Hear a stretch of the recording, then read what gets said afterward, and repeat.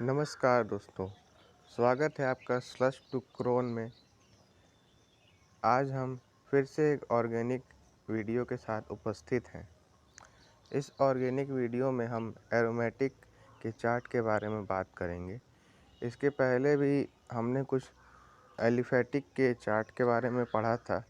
जो नहीं पढ़ा है वो चैनल लिस्ट में जा कर के प्लेलिस्ट होगी एक ऑर्गेनिक केमिस्ट्री नाम से, उसमें होगा। एलिफेटिक का है वो चार्ट एक तरह से ट्रिक्स है, उसको आप याद कर लीजिएगा तो ख़ास करके कन्वर्जन करने में आसानी होगी। बाकी हम आज एरोमेटिक का चार्ट देखते हैं। तो सबसे पहले पार्ट वाइज लेके चलेंगे। इसका भी एक फुल चार्ट है जो कि मैं डिस्क्रिप्शन बॉक्स में दे दूंगा। बाकी इसको भी हम पार्ट वाइज लेके चलेंगे अपने इस चार्ट को भी। तो सबसे पहले देखिए यहाँ डाइजोबियम आयन है। तो डाइजोबियम आयन कैसे बनता है इसी चार्ट में आपको पता लग जाएगा कैसे बनता है।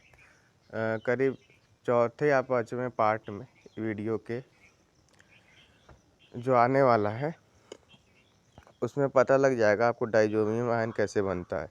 सबसे पहले यहाँ देखिए डाइजोबियम आयन में जब कभी आप Cu और HBr के साथ, तो यहाँ Cu तो मान लीजिए कॉमन है, HBr की जगह आप HCl HCN कुछ भी ले सकते हैं।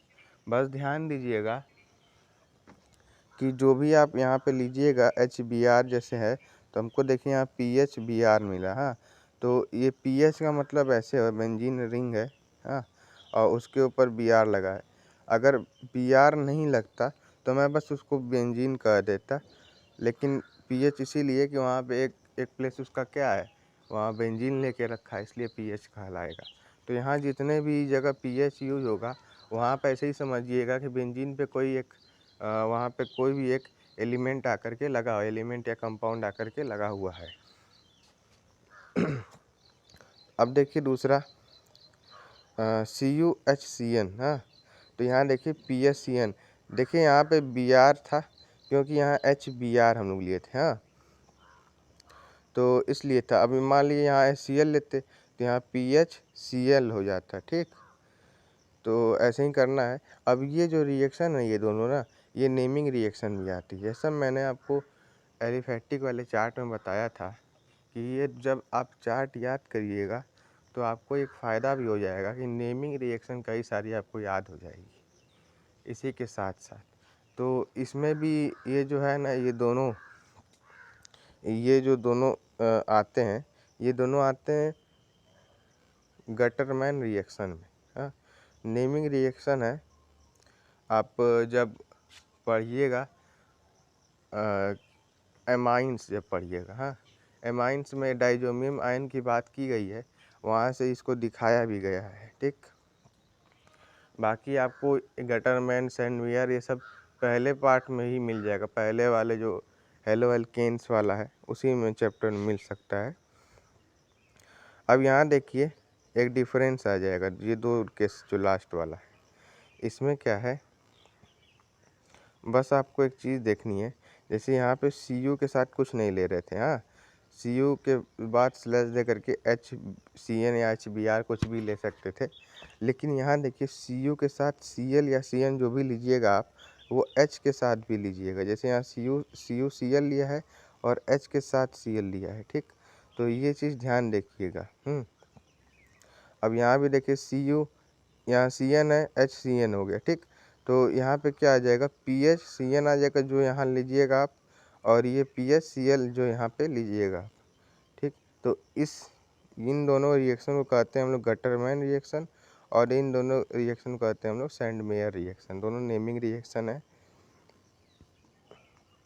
और डिफरेंस आप लोग देख ही रहेंगे। Cu के साथ बस जो डिफरेंस है ना, सैंडमेयर में जो आप लीजिएगा Cu अगर लीजिएगा उसके साथ भी एक एलिमेंट आ जाएगा, और जो H के साथ भी लीजिएगा दोनों सेम होना चाहिए, ये याद रखिएगा। ठीक, अब दूसरा केस हम देखते हैं।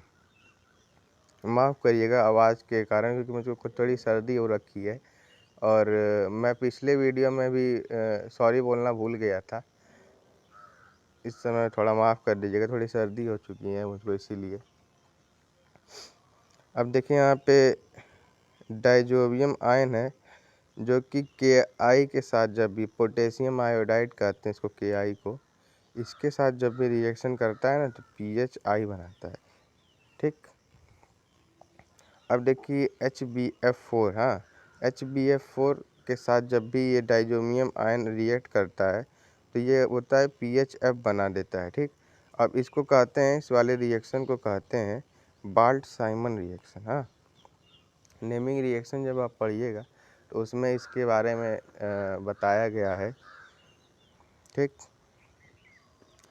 अब देखिए डाइजोबियम आयन से, ये डाइजोबियम आयन होता है ये चीज़ पूरा। हाँ, अब डाइजोबियम आयन में जब आप PHOH के साथ रिएक्शन कराइएगा ना तो ये बनेगा पूरा आपका कंपाउंड। इसको कहते हैं कपलिंग रिएक्शन। हाँ, ये आपको एमाइंस चैप्टर में मिलेगा, जो एमाइंस चैप्टर है 12th क्लास का, उसमें मिलेगा। अब देखिए बनता कैसे है ये चीज़।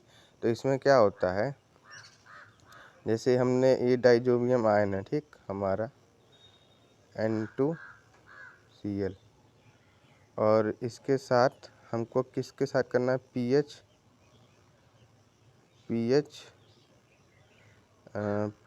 हो गया और फिर OH है। हाँ, तो होता क्या है देखिए यहाँ पे एक हाइड्रोजन होगा, हर जगह हर प्लेस पे हाइड्रोजन होगा हर कार्बन के साथ। हाँ, यहाँ पे हर जगह होगा ना, तो क्या होगा, जो N2 यहाँ Cl है ना, वहाँ से एक हाइड्रोजन, जो जो इस वाले कंपाउंड में जो हाइड्रोजन है वहाँ से एक जगह से हट जाएगा। तो देखिए जैसे यहाँ पे था N2Cl था ना, तो मान लीजिए N2 हो गया ये। हाँ, और Cl था साथ में, तो Cl हट जाएगा और जहाँ भी आप जोड़िएगा, मतलब दूसरे वाले फिनिल वाले ग्रुप में ऐसे, तो वहाँ क्या हो जाएगा, बस OH आ जाएगा साथ में। हाँ, OH आ जाएगा बस। हाँ, और HCl बाहर निकल जाएगा। तो ऐसे ही बनता है, इसको कहते हैं कपलिंग रिएक्शन। ये भी एक नेमिंग रिएक्शन होती है, जो आप जब ऑर्गेनिक केमिस्ट्री के नेमिंग रिएक्शन की लिस्ट देखिएगा उसमें आएगा ये कपलिंग रिएक्शन।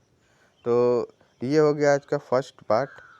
बाकी हम लोग फिर से 2-3 पार्ट लेके आएंगे एक्स्ट्रा इसके बाद, उसमें भी धीरे धीरे करके पूरे चार्ट के बारे में बताया जाएगा। और इसके फुल चार्ट जो है मैं दे दूंगा डिस्क्रिप्शन बॉक्स में, और ध्यान दीजिएगा, उसको याद ज़रूर कर लीजिएगा। अगर आपको कन्वर्जन में आसानी करनी है अपने आप को, अगर ऑर्गेनिक समझ नहीं आ रहा है कैसे कन्वर्ट हो जाता है, तो ये दोनों चार्ट जो है ना, ये बहुत इम्पोर्टेंट पड़ जाते हैं। ठीक,